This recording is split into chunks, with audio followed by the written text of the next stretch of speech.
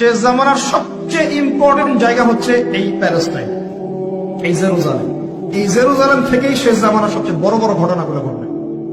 ওইখানেই দেখবেন দাজ্জালের সাথে লড়াই হচ্ছে, দাজ্জালকে মেরেও ফেলা হবে ওইখানে।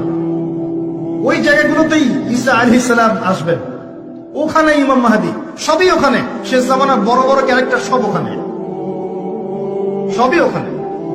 এমনকি যে বাহিনীর কথা বলা হয়েছে শেষ জামানায়, একটা বাহিনী, আল্লাহর সেনাবাহিনী, লড়তে লড়তে লড়তে লড়তে ওই জেরুজালেম পর্যন্ত চলে যাবে।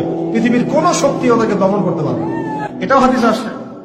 এমনকি এমনও হাদিস আসছে যে লাতুকাতিলুন্নাল ইয়াহুদ, তোমরা ইহুদদের সাথে যুদ্ধ করবে, নবীজি বলেছেন। এমনকি কোন ইহুদ যদি, ওদের কোন যোদ্ধা যদি এই পাথরের বা গাছের পিছনে গিয়ে লুকায়, গাছ এবং পাথর কথা বলা শুরু করবে, ইয়া মুসলিম, হে মুসলিম, হে মুসলিম সৈন্য, ইন্না ওয়ারা'আল ইয়াহুদ তাআল ফাকতুলহু, আমার পিছনে একজন লুকিয়ে আছে, আসো একে হত্যা করে যাও। গাছ এবং পাথর কথা বলবে। গাছ পাথর কেন কথা বলবে? কারণ আল্লাহ পাকের জড়বস্তু দীর্ঘদিন ধরে এদের জুলুম দেখতে দেখতে অতিষ্ঠ হয়ে যাবে।